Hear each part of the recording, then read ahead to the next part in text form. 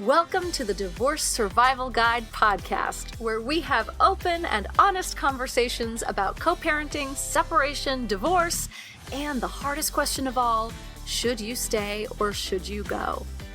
I'm Kate Anthony, your divorce survival guide, and I'm here to help you navigate some of the roughest waters you've ever swum in and answer some of your toughest questions. I've been to hell and back. And now it's my mission in life to help you get to the other side of this process with your sanity and your heart intact.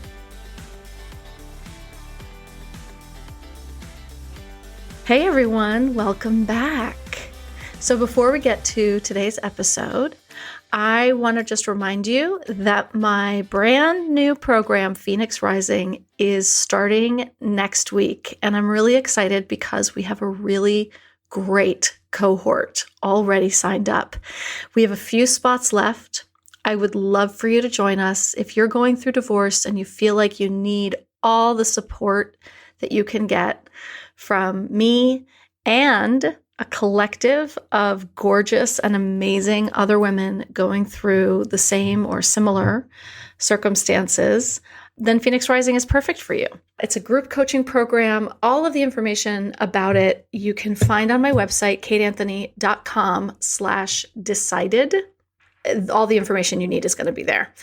Also check your inbox because I've been sending a bunch of emails about this lately, and one of them has a video in the email that explains when the calls are and how it works, because there's been some question and confusion about that. So check your email for that video. If you're in my Facebook group, I also posted it in there. So that's that.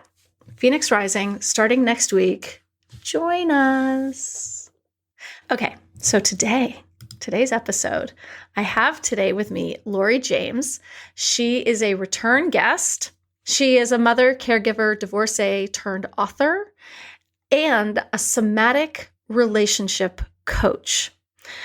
Laurie came on the podcast a couple of years ago to talk about her book, Sandwiched, a memoir of holding on and letting go, which is about her journey from loneliness to finding belonging during a time when she was raising 4 teenage daughters, her mother had a heart attack, and her marriage began to crumble, all at the same time. Today, we are talking about this somatic relationship coaching that she has started doing. She helps her clients connect to their bodies and their nervous systems so they can work through their unresolved past and find more freedom and love in all of their relationships. And this somatic work has become talked about lately. We always talk about somatic work because we're really learning that trauma lives in our bodies and that all the talk therapy in the world really can't help us through it if we're not doing some form of somatic work as well. And so I think it's really important to have this conversation about what is somatic work? What does that actually mean? And so I called in Laurie James for a conversation about it, and here it is.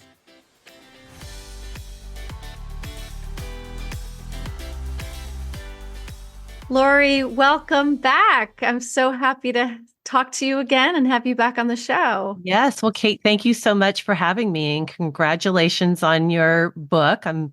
Have it here, and I'm so excited for all of your listeners and people out there that will benefit from it. That's huge. Thank you so much. Thank you. I appreciate it so much. Last time you were on the show, we talked about, you going through your divorce while also going through starting to care for your aging parents and your memoir, Sandwiched, right? I mean, just so much. But since then, you have been working as a coach, and you added a really important tool to your toolbox of somatic experiencing. Can you sort of talk, I think that as trauma has become so much more understood, and we've really been kind of, talking about it more and more, somatic experiencing, somatic work in general has somatic healing. Yeah. Somatic healing has really started to rise to the fore, but I think a lot of people may not know what it is. So Why don't we So start there? lovely. What I'd love to do is just maybe share a story first, Love to. because I Love think it. that that will help. And then I can dive into the somatic piece because my story directly relates to the somatic piece. So, just a real short recap. When I was on last a little over 2 years ago, we were promoting my book, Sandwiched, which was a Mhm. memoir of holding on and letting go, which was about a time in my life when I was sandwiched between raising my 4 kids. My mother fell ill and I needed to oversee her care, and my marriage was falling apart. So I was part of that sandwich generation. Mhm. And I had lost myself through that process. And Sure. so I did end up getting a divorce. A year and a half after my divorce, I was coaching. I was saying yes to everything, to my friends. I was traveling. I was writing at that point, I was writing my book. I was doing some coaching. And I remember talking with a friend. I was on a walk with a friend, and she says, "How are you doing?" I said, "You know what? Everything is really great, and I'm super happy, but I'm stressed." Right. And it was a different type of I'm a little stress, stressed, but everything's fine. but everything's fine. 2 weeks after that, my divorce had finalized. So I finally got my papers stamped. I closed escrow on my house all within the same week. And then 2 days later, I ended up in the hospital. I had vertigo. Oh, been there. I ended up having this. I stayed in the hospital for 4 days. I ended up having what they called an unnamed virus with what's called migrating arthritis. Oh, I ouch. had all these weird symptoms. I had back pain, my knee was swelling up, and then it would migrate to a different part of my body. I left the hospital after 4 days with a walker, Oh my and I God, looked six Laurie. months pregnant because they kept giving me different medications and they were chasing my symptoms. Yeah. And I said, I need to get out of this hospital because I was afraid they were going to kill me with all the drugs they were giving me, because I'm a super active person. I walk my dog, like I walk 3 miles a day. I hike, I ski, I bike. Like this was not me at all. And what I equated it to was the stress, the stress of raising my 4 kids, the stress of my divorce, the stress of taking care of my parents that had all accumulated in my body. And my body Absolutely. said, Too enough. much. Too Too much. much. Enough. I'm Right. shutting you down. That's right. It took me 6 months to recover. And during that time, I wasn't in therapy and I wasn't working with a coach. And this is important, This listeners, is important. because that was the mistake I made. I had been with a therapist, which was a couples therapist. And so I obviously didn't want to continue with her. And I hadn't made the time or the effort to find a therapist or a coach to work with through my divorce. And that was a mistake I made. So one of the first things that I did after I was well enough to drive myself and get myself and do things for myself, because literally my friends had to be with me for 24/7 for 2 weeks. That's how bad I was. Wow. I couldn't cook. I couldn't clean. I ended up back in the hospital a second time 2 weeks later, and then I slowly started to recover. But so what I did is I have a bunch of therapist friends, and one of my therapist friends said, "You need to go see this therapist. He has a mind body approach. hmm He was a somatic, he had been trained in somatic experiencing as well as other modalities. And that was life changing for me. I had a lot of trauma stored up from a very difficult marriage, a very difficult divorce, not as bad as some, but Okay. a Yeah. lot harder than others. Sure. Right. Yeah. I wasn't doing what I needed to take care of myself. So he started working with me very, very slowly, releasing some of that trauma in a very gentle, safe way. And that was really life changing for me. After working with him for about a year, I felt better than I had in years. And so he encouraged me, as well as I had expressed interest in going through this training, somatic experience training on my own. Mm-hmm. And so he encouraged me, wrote me a letter of recommendation. It's one of the better programs out there. It was developed by a guy named Peter Levine. He was one of the founders. It is so helpful. It was so helpful to me, and I find it, my clients find it really helpful too. So for those of you who don't know what somatic experiencing is or somatic healing, soma means body in Greek. And somatic experiencing is a very body-oriented therapeutic approach. And it falls in the spectrum of mind-body therapies, but it's really, there's talk therapy and then there's body therapy. And body therapy is the bottom-up approach. And as we know from the work of Basil van der Kolk, right, that the trauma lives in our body. Yeah. Trauma does not live in our brain, in our minds. Talk therapy will not get us through trauma. Right. Even if you had been in therapy throughout all of that, maybe you would have had some releases, but it would not have addressed the trauma that was living in your body at the time as it was happening, which is why it's so important. Mm-hmm. It is so important. So the somatic healing, it can help resolve stress. It can help resolve shock. And as we just discussed, it can help resolve trauma that has accumulated in our nervous system. But, and so intertwining it with coaching, because I work with women in midlife and beyond at this point, that are ranging from divorce or just trying to recreate a new life for themselves, even if they are married. But we don't get to midlife without some type of trauma in our life. Wouldn't that be amazing? If we could. Yeah. Oh my God. It's just not possible. It is not possible. Well, and I think it's also it's important to identify the difference between big T trauma and small T trauma. Yeah. Right? Because not all trauma is big T trauma, which is what we sort of think of as a really big cascading traumatic event, like a rape, an assault, a car crash, a sudden death, right?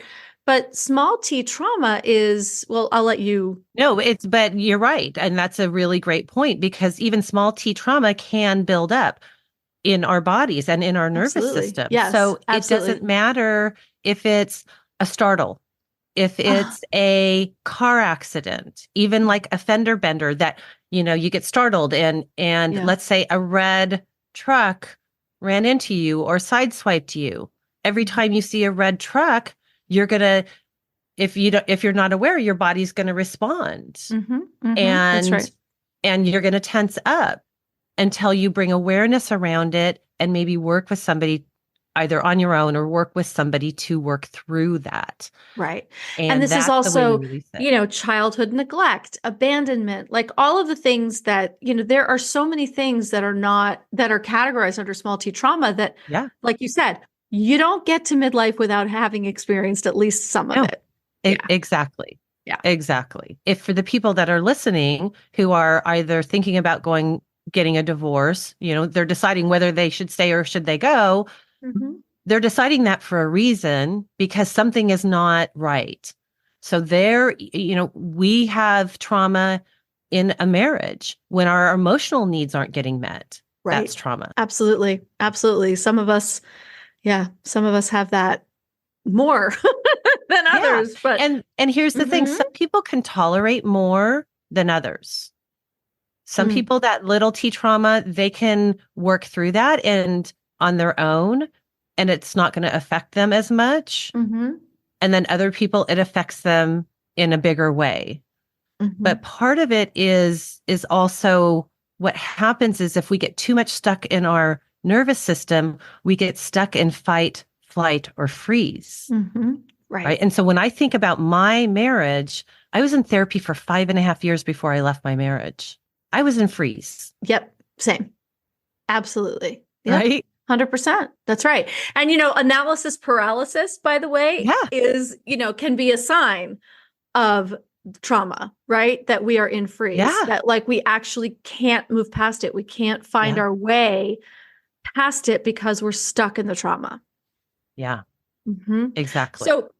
So how does somatic experiencing, how does that work? When you say that like you worked with this guy and it was life-changing, like what does that mean when we say we do somatic processing, it's in the body? Like, what does that mean to people who don't know? Yeah. So I'll give you an example of me. After I went through this illness, I would go in and I was unhappy. I was not in a good place. And let's just use my book for an example. And I went in and I would be upset because I took everything off my plate except Mm-hmm. for my health. I was moving into my house. So I took everything else off my plate except for my health and my house. I was berating myself. And so I would go into my therapist and I would be like, I'm I'm mad at myself or I'm upset or I'm sad or whatever it is because I can't write my book right now. I can't finish it. And he would stop me and he would say, I want you and your listeners, if they want to sit down, they can think of a thought that they have. When you say that, what do you notice in your body? And as I say that to myself, I'm noticing, which is what I have a lot of tingling in my body. I have a lot of tingling in my extremities, in my hands and my arms and my legs. That's just a normal part of what I feel when I go into my body. I notice my heart rate, my heart beating. And so when we go into our body, we can just notice what's happening and we get out of our head and that fight, flight, or freeze response that we might be stuck in, or that triggering experience that we might be feeling, we can just sit with it. And if we sit with it and just notice how it changes, that helps to release it. And it helps to release it in a very gentle way in what we call the window of tolerance. So we're not completely re experiencing or reliving the entire trauma or Mm-hmm. the Mm-hmm. entire story. And we stop very early on into the story and let them process that. And then we might Mm-hmm. and then he would let me go on. And then he would say, okay, then what happened? Right. And then he might stop me. Okay, now notice what's going on in your body. And when we can really slow it down, we get in touch with our bodies, but we also learn to regulate our nervous systems. Mm. And that Just by being regulation. present to what, Yes. right? Because I think a lot of trauma, most trauma, really, probably all, forces us out of ourselves, Yeah. right? Because, when we're in fight, flight, or freeze, we are actually, right? The amygdala is coming online, the part of our brain that's responsible for, protecting us, and Mhm. it shuts everything else down, Right. right? It's like So, danger. This is right, dangerous. danger. We're not thinking, we're not using our prefrontal cortex. It actually shuts down while the protective part of our brain goes, okay, there's danger, freeze, don't move, there's a bear in the woods, whatever it is. Right. And the only way out of that is by sort of consciously reconnecting with, okay, I'm here, I'm safe, Yeah. right? I feel this, I feel that, right? We're reconnecting with the parts of us that our brain that has kind of had to shut down, Yeah. right? And feeling that in our body, that amygdala response, that fight, flight, or freeze can then complete if we Mm-hmm. stay with it. And then that is going to release it. So Yeah. that way we don't store it. It doesn't say stored in our nervous system. And that's something that our society has not been taught. I was never taught that. Most people were never taught that. Yeah, and it's pretty new information because I mean really like The Body Keeps the Score was written was it in the 90s? Yeah, I want to say that. Yeah. I feel like it was, right? I have So it on like, my shelf too. yeah, it's over there somewhere. And so, yeah, it's recent. This is new stuff. Well, and I got first introduced to Peter Levine about 10 years ago when I took an energy course before I left my marriage, when I was still kind of thinking about it. So that was the first time I was introduced to him. So, and he's actually been doing this since the 80s. Yeah. So it's been around, but I think what's happening is it's becoming more mainstream now, and it's becoming a tool that people can use, and people are finding it very effective. I mean, absolutely.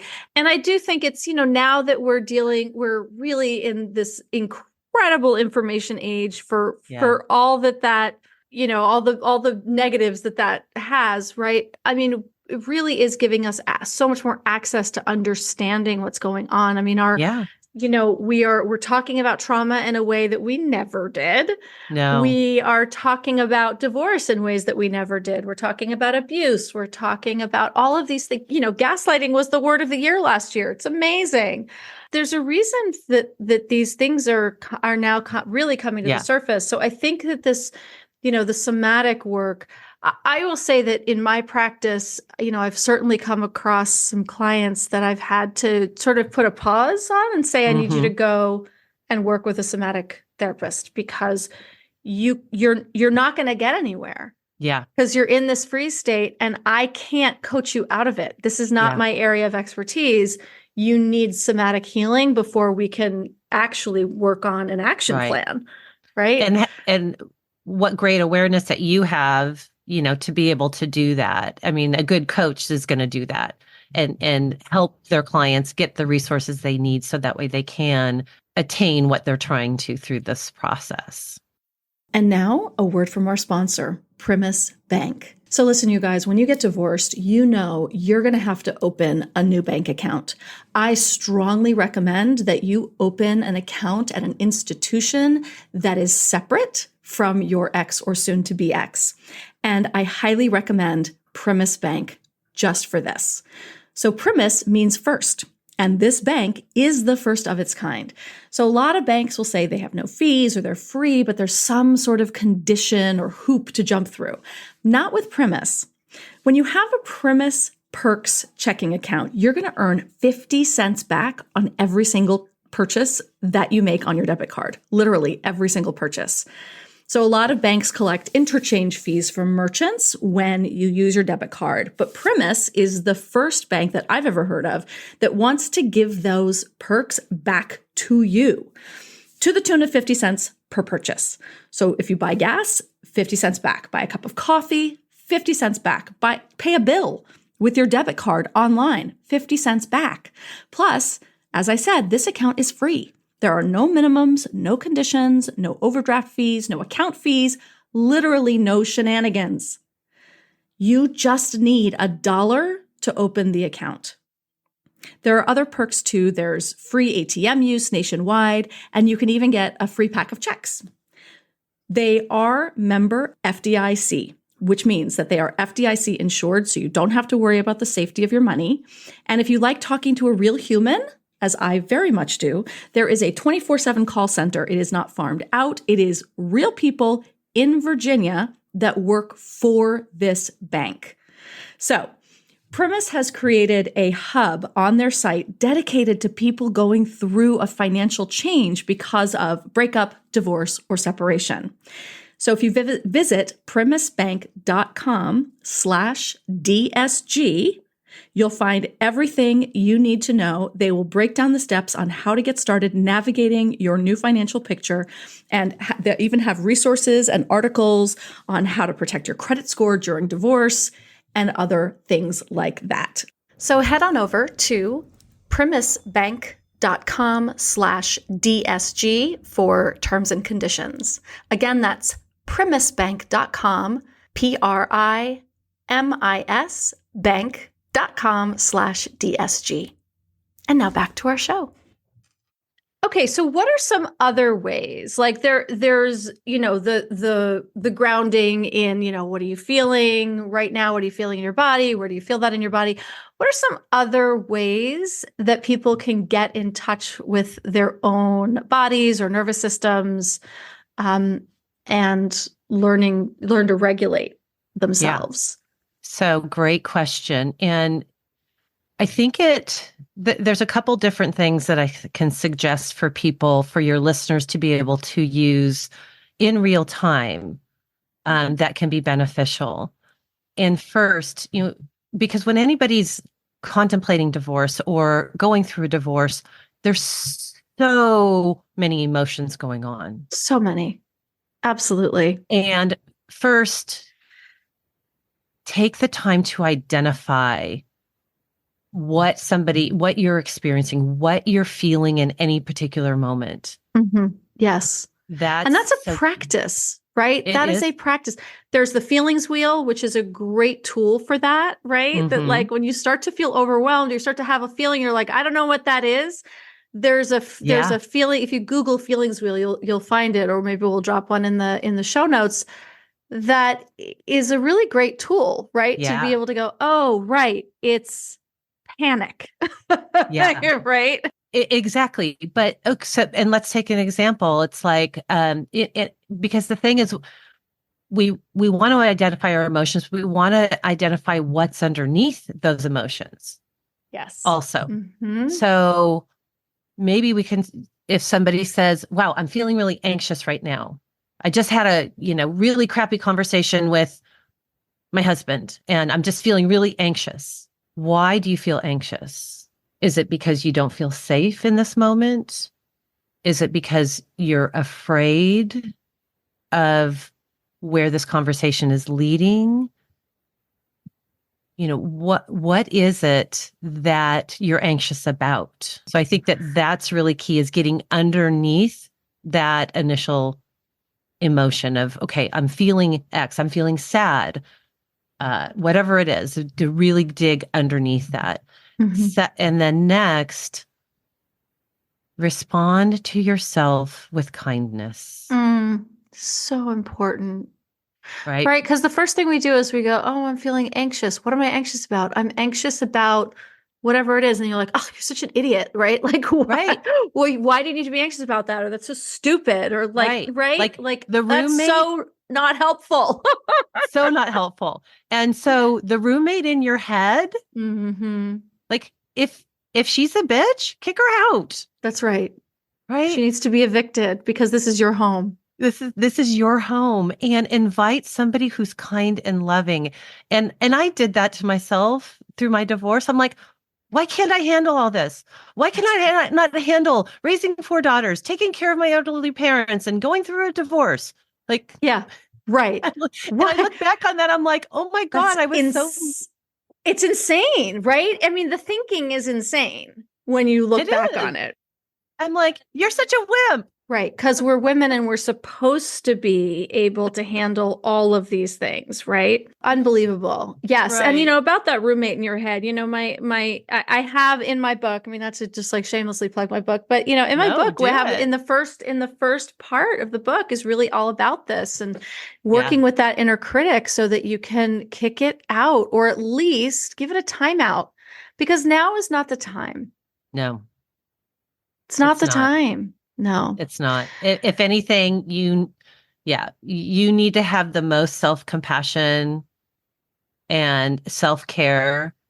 You need to have the best regiment when it comes to that. And Absolutely. because what if you don't, you're going to end up in the hospital like I did. That's right. I mean, and it's And so, you don't want that. we talk about self-care and I think it's become such a buzzword.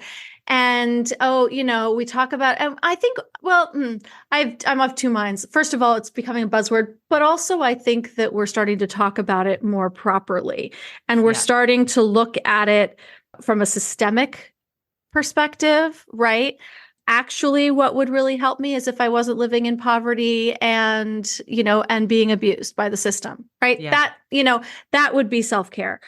Going and getting a massage is not self-care when you are unable to to pull yourself up out of, systemic issues.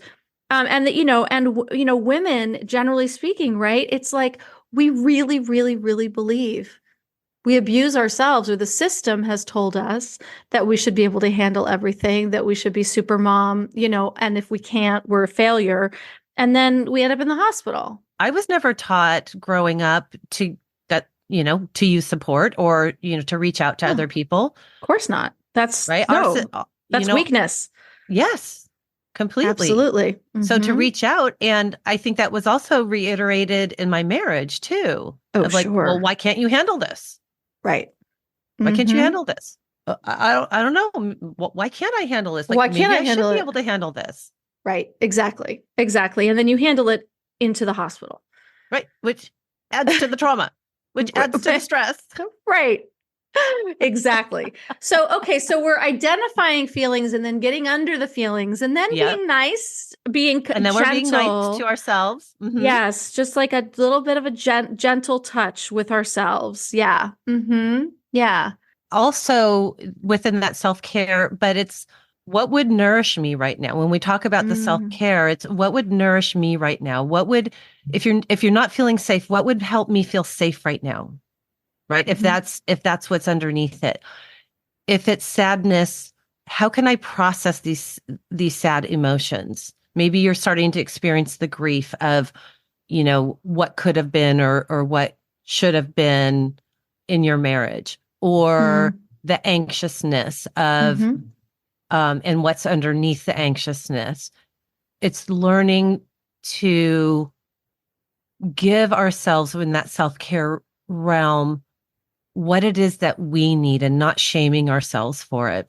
Give yourself a break if you need to. So I'm going to give you an example and I've got some other things, like go for a walk, do something that you love, go pet your dog, call a friend. And when I first started to practice this, I was going through mediation with my ex-husband, and we met in person. This was all pre-COVID. We met in person with our mediator. I could feel myself getting worked up. I felt tears coming up. And I told myself before I went into this meeting that I was going to take care of myself. So I said, "Excuse me, I'll be right back." And I went to the bathroom. I gave myself about 10 minutes. I collected myself, took some deep breaths, and then I went back into mediation and I finished it. But the other thing that I did on top of that is I never met in mediation in person again, right? I only did it over the phone or via email because I knew that he was going to find ways to trigger me. That's right. Because he knew how to do it. Absolutely. That's right. That's right. And I want to highlight one of the things that you said, right? When you said you went to the bathroom, first of all, you excused yourself, and by the way, right? Perfect. It's a great example of like, no is a complete sentence, right? Yeah. Excuse me is a complete sentence. Yeah. Excuse me, I'll be right back is a complete sentence. You don't need to explain yourself, right? You're a grown-ass woman, and if you need to leave the room, you leave the room. That's it, right? There does not need to be any explanation to that, which to some people is like, whoa, totally mind-blowing. And you went to the bathroom, and here's what you didn't say. You didn't say, I went to the bathroom and I pulled myself together, which is what most of us would be inclined to do. You said that you went to the bathroom, you gave yourself 10 minutes, and then you collected yourself. Yeah. Right? So you gave yourself the time and the space that you needed. You needed 10 minutes. It wasn't that you needed to stop crying. It was that you needed to cry. I needed to release it, because that's the other thing. Like, we needed to release it. Right. So that then you could continue. Right. And I just want to like pause and highlight those things, because I think it's all really important to notice the words that you use and what it was that you gave yourself. So thank you. Thank you for stopping and highlighting that, because that is important for your listeners when they're going through it. That's the self-care that I'm talking about. Not the Mm-hmm. manicure, not the massage. Yes, all those things are nice and all those things work, but it's the emotional self-care. That's right. And those things work for the time that you're there, Yeah. right? But the emotional self-care lasts a hell of a lot longer and it's cheaper. Yeah. Allowing myself in that bathroom, in that 10 minutes That's right. to cry and release, that again is completing a cycle, a fight, flight, or, my flight response. I needed to leave. So I left. I gave myself the time that I needed to process what I needed. And then I came back. That's right. And then you And then further took care of yourself by never putting yourself in that position again. exactly, Boom. exactly. Mm-hmm. So Yeah. those are good practices to keep in mind as you're going through this process, because Yeah. it's not easy. It's not. It's not. And one of the things that I will say, unfortunately, as I talk about a lot, but the family law system doesn't care about your feelings and your Right. emotions, right? And not only is this work important for you, Mm-hmm. for your own processing and your own healing, it's also really important for the strategy of your divorce Yeah. process, especially if it's high conflict. If you're Yeah. going through a high conflict divorce, having a place to release what needs to be released so that you can come out the other side and go, all right, now I'm focused. I got, and now I can be strategic, because you can't be strategic No. when that part of your brain is literally shut off. Right. Well, research shows that we don't make good decisions when we're stressed. That's right. That's right. That's right. And you're up against an adversary whose number one goal is to keep you stressed. Yes. Right. So the work that we have to do on processing this has to be 10 times stronger and more diligent at a Yeah. time when you feel like you don't fucking have it in you. Yeah. Right. Yeah. It's more important than ever. Yeah.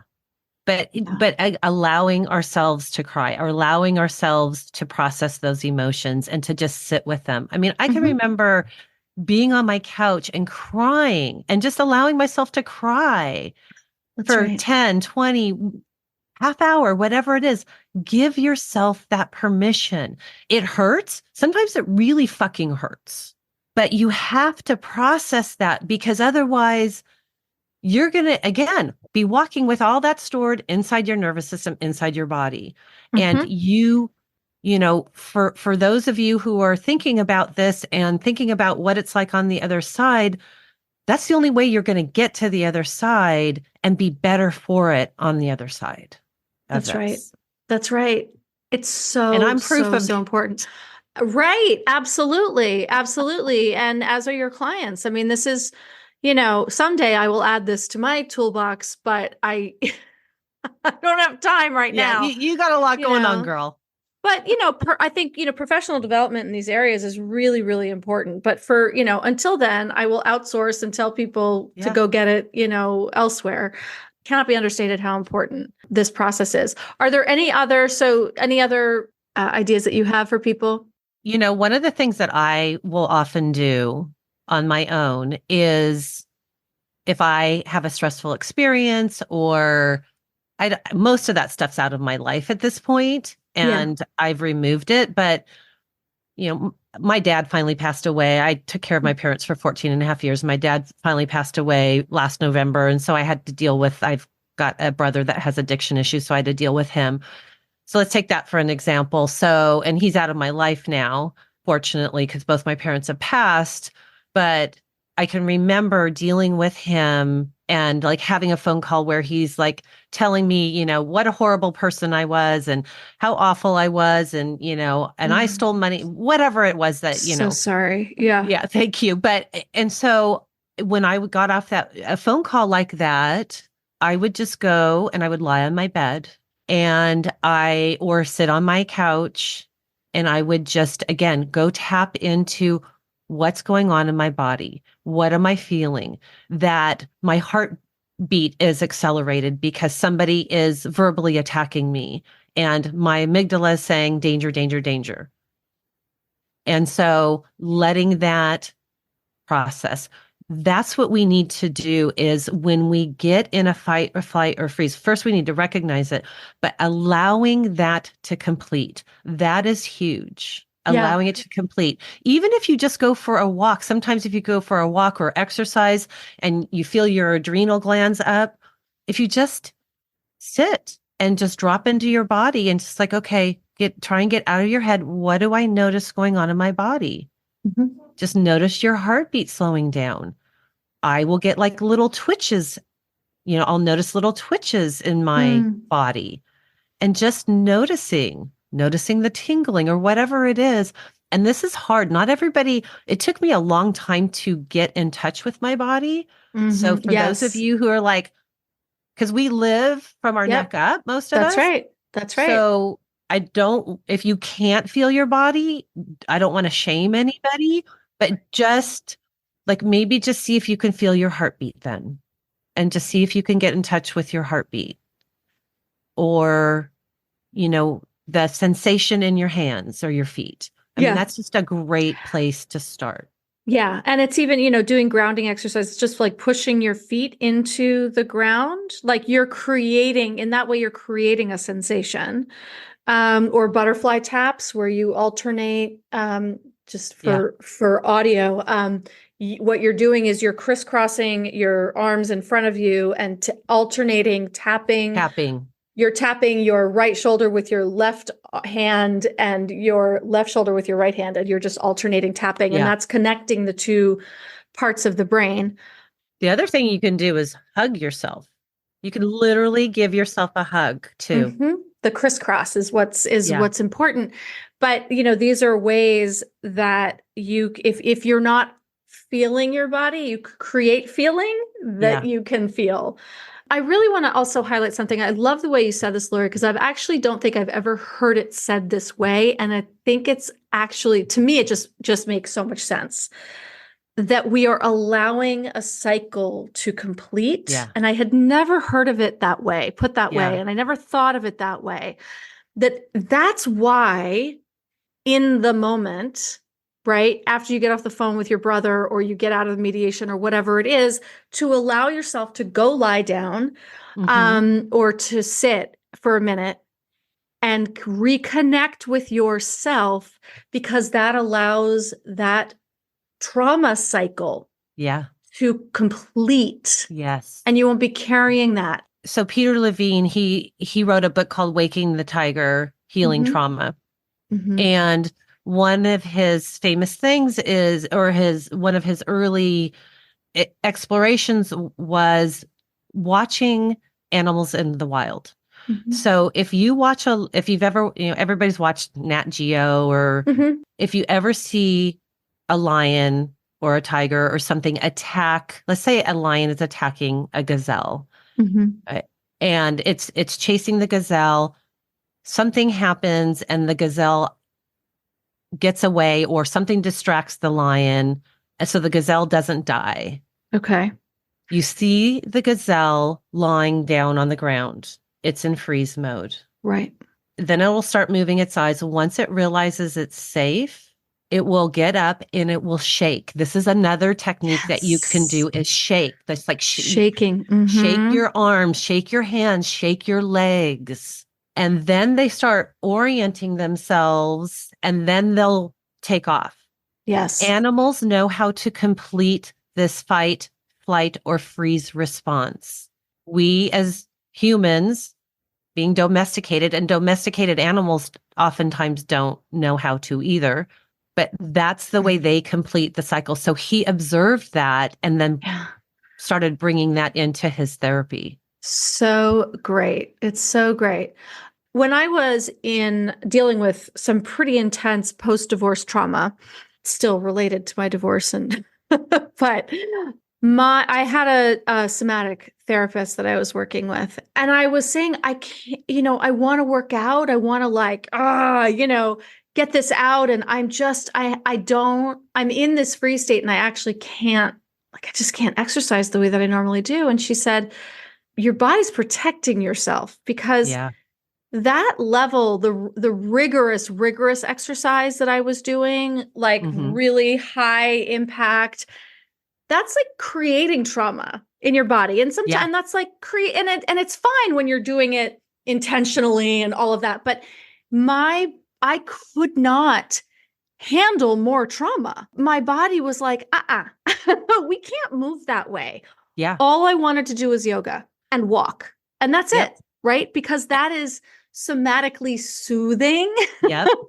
As opposed to like, really, it was, what I was doing was sort of assaulting myself. And I just didn't have the space to be assaulting myself. Yeah. And that's a really great point, because during this difficult time in my life, 5.5 years that I was in therapy, and then after, when I left my marriage, I was the same way. I pretty much only stuck to yoga. And I probably started practicing yoga maybe 14, 15 years ago. But that was my first introduction to calming my nervous system, my autonomic nervous system. I was like, oh my God, this feels great. Like, this is really Holy fucking hard. moly. And I don't, but I would walk out and I would have this sense of focus and a burst of energy. I was like, I don't know what this is, but I like it. And I kept going back. That was my first introduction. So yoga is a perfect example of connecting somatically to our bodies. And the shavasana at the end is a great example of completing the cycle. Oh, yeah. Right? Because we get to just lie there in stillness and feel all that beautiful work that we did, and the strengthening and stretching and the breathing, all the oxygen we're bringing into our body. No, it really is amazing. I think everybody who's going through divorce should be doing yoga. Really. I mean, that should get you through it. Really get you through it. It was my lifesaver. I was probably doing it 2 or 3 times a week at that time. Absolutely. Laurie, I could talk about this with you all day. I think it's so fascinating and it's so important. And I love that you have added this to your toolkit. Where can people find you? So people can find me. The best way is at my website, lauriejames.com, Laurie, with an extra E in there, James. And I'm also on social media, on Facebook, Laurie James, author, and then Laurie.James on Instagram. I do offer courses around, for those of you who are interested in dating and relationshiping differently. And I also have a podcast that you're going to be a guest on called Confessions of a Freebird. And it's all about finding more freedom and joy in our lives. And as I say, every relationship begins with us. I love it. Laurie, thank you so much. It's so great to talk to you again. Thanks for coming back. Thank you. Great seeing you again too, Kate. Thanks for tuning in to another episode of the Divorce Survival Guide podcast. If you like what you hear, head on over to Apple Podcasts or wherever you listen in and leave me a review. And don't forget to follow me on Instagram at the Divorce Survival Guide. I'll see you next time, and until then, remember, you, my love, deserve to be happy.